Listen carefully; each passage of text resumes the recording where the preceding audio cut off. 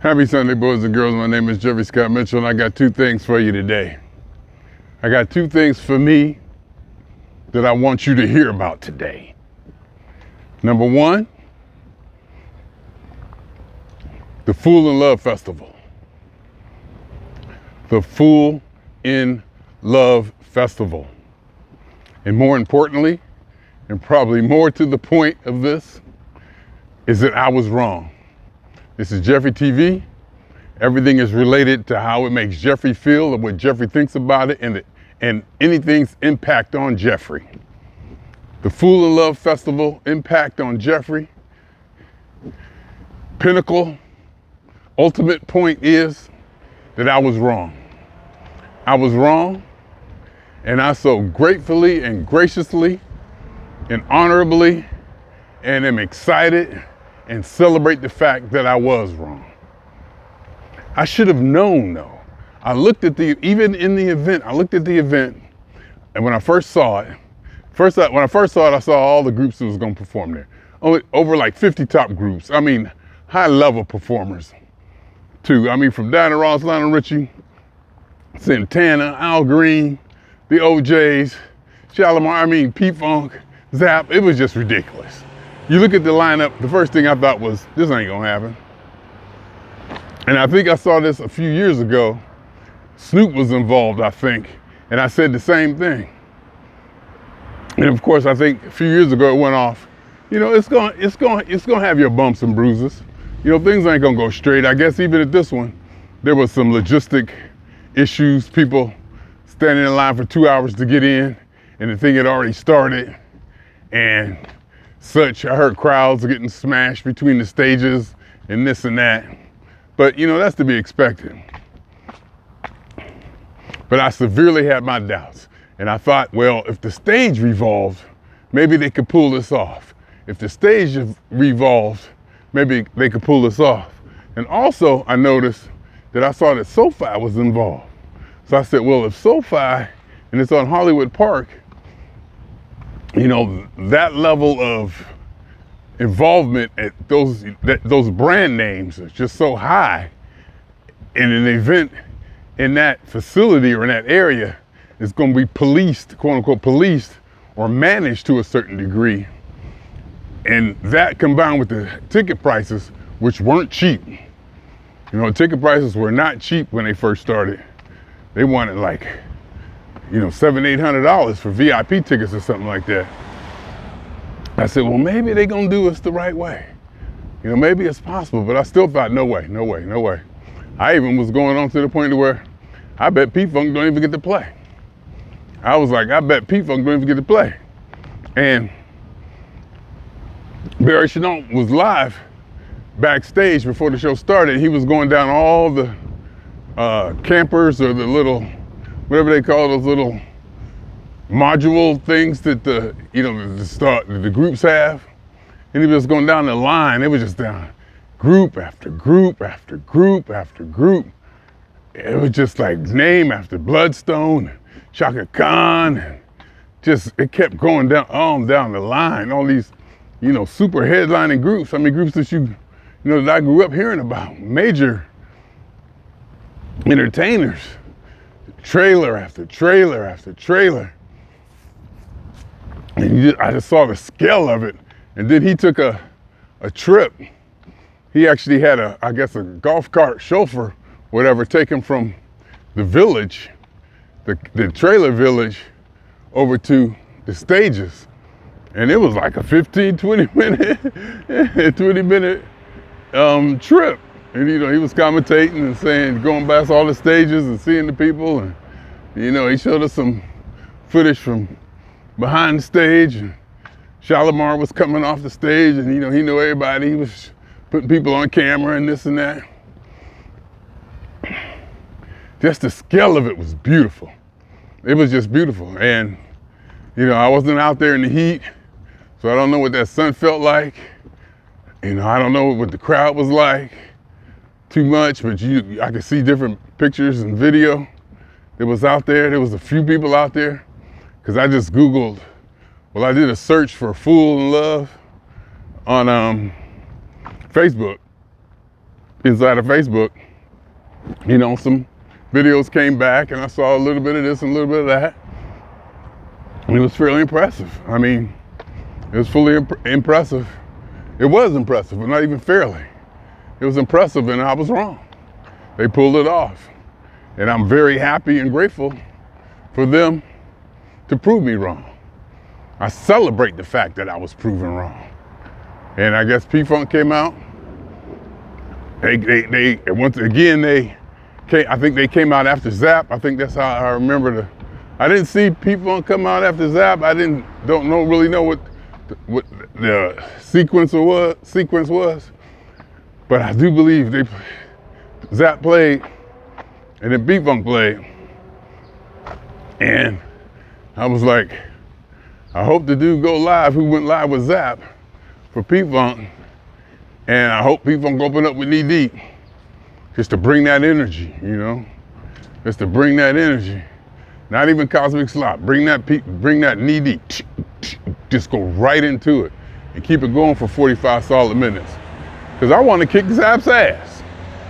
That's how I feel about it. I mean, I know P-Funk can't. You know, if you want to use the term kicking ass, ain't no way in hell. I don't think nobody can kick Zap's ass. And I think Zap knows it. Ain't nobody kicking Zap's ass. And then after, you know, then during the Zap show, during Zap, you know, they gonna hit you with more bounce.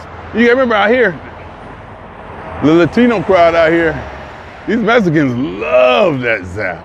These car clubs and the lowriders or whatever, they love that one-way Zap kind of music and that. And oh my God, don't bring Dre, what Dre did to Zap music and more bounce and all that. So when Zap went into California Love, it was over. When Zap went into California Love, the guy panned the crowd, people went ape shit. And you knew, because I was in Pittsburgh when they did it, and they broke into California Love. It sent me into a frenzy. It sent me into a frenzy. I'm throwing up my W. That's where I'm from, goddammit. Oh, California. Oh, California. Oh, hello, California. It was good. It was good. And then to see the crowd in California just rip it. You know, when they just to see, to be there just for that would have been something. And in Pittsburgh, I was saying that Zap, hey. Hey, what's going on up there? You hear all that squirrel mess up there? You hear all that squirrels fighting or whatever they was doing? What's going on? It's supposed to be Sunday. Well, anyway, so Zap was tearing it up so much in Pittsburgh that George came out during their set. And I was like, damn. Zap was ripping the place apart so much that George had to come out and walk on stage to get some of that. Mr. Clinton himself. And they gave him props, I think in Pittsburgh. And then last night when he came out during their set, I was told that Zap, you know, gave Mr. Clinton props, saying a lot of, you know, their show or what they are, you know, he had a lot to do with it. And some say he even did More Bounce to the Ounce. They said More Bounce to the Ounce was his. And Mr. Troutman, Roger Troutman, took it and went to Warner Brothers with it. And Mr. Troutman was supposed to stay on Uncle Jam Records, which was a P-Funk thing, you know, a George Clinton Parliament Funkadelic thing, their record label. And whew, I don't know if the big companies, majors would have let that happen, because, you know, More Bounce is major. More Bounce is, and I remember when I hadn't heard More Bounce. And to say I can remember I hadn't heard it means I was back in Ohio and Columbus going back and forth, and people in Youngstown had heard More Bounce and I hadn't heard it. And they was like, you heard More Bounce to the Ounce yet? I was like, no, because you know that was P-Funk guy. I was, you know, P-Funk back then, everybody knew me. He was like, you ain't heard More Bounce to the Ounce yet? I was like, no, I haven't heard it. So when that came out, and so when Mr. Clinton came out, you know, they said they gave him props. And even after that show in Pittsburgh, you know, I'm going off on a tangent like I always do. Even after that show in Pittsburgh, I made a video. I went out, you know, during the intermission, I went outside And I made a video saying, I don't know how the hell P-Funk gonna follow this. Oh my God. I don't know how the hell P-Funk gonna follow this. Oh my God. But P-Funk came out and P-Funk did what it did. And I realized that it's two different things. What P-Funk does and what Zap does is two different things. What is this? This some kind of apartment complex or something? I don't know if you can see all this. It looked like an estate or had a big fence. You can't really see it now. It looks like it might be a hospital or some kind of village. Yeah, it looked like might be a senior assisted living place or something. I just noticed it. It's kind of huge. It's gated, pretty much.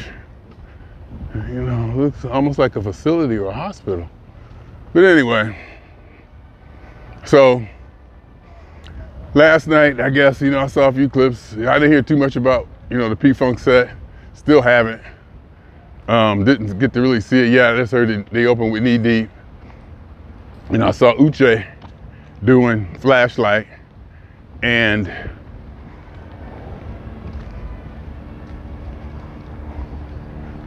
regardless of how I feel about Uche's style and how it may or may not clash with what I consider to be P-Funk style, in that moment and in that situation, it worked. I could see how it would work for the crowd. For that crowd, with him singing and swinging around and throwing his body all over the place and all that, sing with it, all that. It worked with that crowd. And I could see how, them doing Flashlight, and it seemed like his vocals were much, quote unquote, better, more front. Seemed like he had more command of the song. And whether he adhered to the P-Funkology of it, I'm not quite sure, because I only heard like a minute clip or two, but nothing just jumped out and made me cringe. So I guess he, didn't say anything too egregiously out of character for that song in his interpretation of Flashlight, from the style and genre from which he comes from. But it looked good, to see him up there, the energy on stage, somebody moving around, swinging their arms and dancing and doing the little poses and all that. Well, not the little poses, but you know what I mean. Doing the poses and all that. It's energy. And that type of crowd, I knew would resonate and respond to that energy. And it was good to see P-Funk have that. Because like I said, P-Funk does is different than what Zap does. Zap gonna come out there with the hype. P-Funk gonna come out and just take you there on a spiritual journey. It's gonna start off kind of slow, and you're gonna settle in. And then it's just gonna build and just take you in give you a different vibe. Maybe a deeper, more, intimate, funk intimate or inside deeper, whatever vibe. But anyhow, the whole thing is that I was wrong. I was wrong. And I'm happy I was. I'm very, very happy that I was. Can you hear that?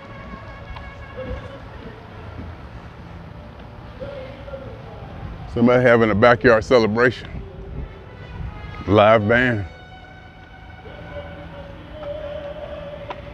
I don't know if you can hear it or not, but you should be able to. Anyway, so it was good. It was good. So next year, I got to go. I think P-Funk played this before, and I was like, nope, I ain't going out there in that sun getting crushed, whatever. Next year, I'm buying that goddamn platinum ticket as soon as it come out. Go ahead and kick that $1,500 down or whatever as soon as they come out. Next year, I'm there. Because it proven it worked. And, again, since, Jeffery TV, it's all about me and my subjective experience of it primarily. if not exclusively, if not totally, comes first and is prominent. But all hail to the Fool in Love Festival and the people who put it on. I was wrong, and I'm happy and proud to say that I was. Anyhow, go to the second video.